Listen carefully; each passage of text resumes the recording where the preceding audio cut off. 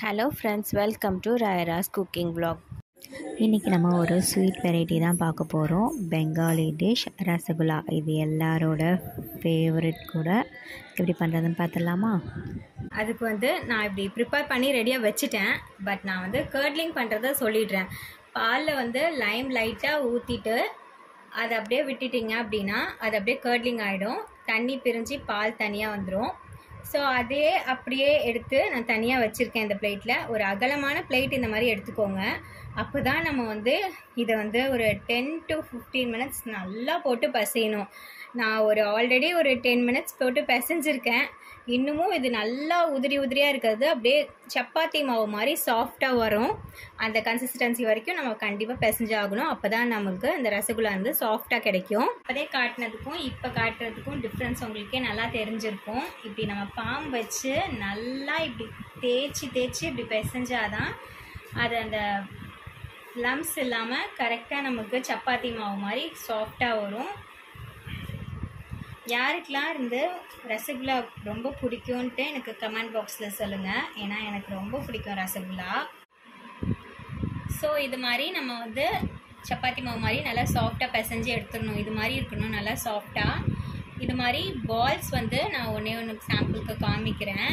இது மாதிரி நல்லா வெளியில் கிராக் விழாதபடிக்கு நம்ம சாஃப்டாக ஜென்டிலாக பால்ஸ் போட்டு இதை ரெடி பண்ணி வச்சிடலாம். அதுக்கு முன்னாடி நான் சைமல்டேனியஸாக சக்கரை பாகு எப்படி பண்ணுறதுன்னு பார்த்துடலாம். ஸோ இது மாதிரி நல்லா இப்படி ஜென்டிலாக சாஃப்டாக இப்படி ரவுண்ட் பண்ணுங்கள். கிராக் விழாதபடிக்கு ரவுண்ட் பண்ணிக்கோங்க. வெளியில் நம்ம ஜாமுன் பிசைவோம் இல்லையா, அதே மாதிரி தான். ஸோ இது மாதிரி. ஸோ நம்ம ரசகுல்லாவுக்கு பால்ஸ் ரெடி பண்ணி வச்சிட்டோம். எல்லா பால்ஸுமே கிராக் இல்லாமல் நல்லா ஸ்மூத்தாக ரெடி பண்ணி வச்சுக்கோங்க. நெக்ஸ்ட்டு சுகர் சிரப் எப்படி ரெடி பண்ணுறதுன்னு பார்த்துடலாம். ஸோ நான் இங்கே சுகர் ஆட் பண்ணுறேன். நான் ஒரு 1/2 கப் அளவுக்கு சுகர் எடுத்திருக்கேன்.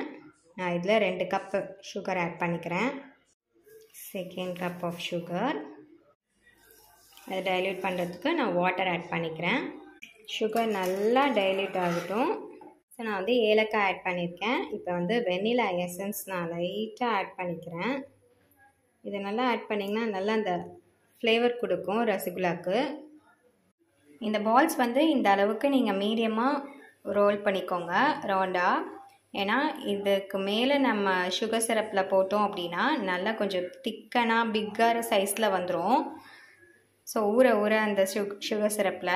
ஸோ அதுக்காக தான் பால்ஸ் மீடியமாக போட்டுக்கணும்னு சொல்கிறேன். சக்கரை பாகு சூப்பராக ரெடி ஆயிடுச்சு. ஸோ பாகு கன்சிஸ்டன்ஸ்லாம் எல்லாம் ஒன்றும் வர வேண்டாம். நம்ம ஜஸ்ட்டு பாகு ரெடி பண்ணால் போதும். இப்போ நான் ரெடி பண்ணி வச்சுருக்க அந்த ரசகுல்லா பால்ஸை மெதுவாக அந்த சக்கரை பாகில் போடுங்க. எதுவும் போட்டுட்டு மிக்ஸ்லாம் பண்ணி விடக்கூடாது. 5 minutes இந்த பால்ஸ் போட்டு ஹையில் வச்சுட்டு 10 minutes சிம்மில் வச்சுருங்க. மொத்தமாக சேர்த்து 15 minutes அது அப்படியே வேகட்டும். க்ளோஸ் பண்ணி வேக வச்சிடலாம். அதுக்கப்புறமா நம்ம ஒரு 4 hours கழித்து 4 to 5 hours கழித்து நம்ம சாப்பிட்டோம் அப்படின்னா அந்த சைஸ் நல்லா பிக்கராக இருக்கும், நல்லா பெருசாக இருக்கும். சூப்பராக அந்த சக்கரை பாகுலாம் உள்ளே இழுத்துருக்கும், நல்லா ஸ்வீட்னஸாக இருக்கும். இந்த ரெசிபி எல்லாம் உங்கள் வீட்டில் ட்ரை பண்ணி பாருங்கள். நான் இந்த ரெசிபி இன்னைக்கு ஆயுத பூஜைனால ஃபர்ஸ்ட் டைம் பண்ணியிருக்கேன் நானும்.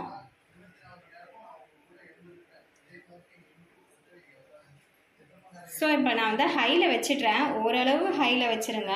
நான் லிட்டு போட்டு நான் க்ளோஸ் பண்ணிடுறேன். அது நல்லா ஒரு 5 minutesக்கு நல்லா கொதி வரட்டும். ரசகுல்லா பார்த்தீங்களா எவ்வளோ சூப்பராக ரெடி ஆயிடுச்சு அப்படின்ட்டு. இதுக்கப்புறம் நீங்கள் 4 hours நீங்கள் அந்த சக்கரை பாகில் ஊற வச்சுட்டு சாப்பிட்டீங்கன்னா அட்டகாசமாக இருக்கும்.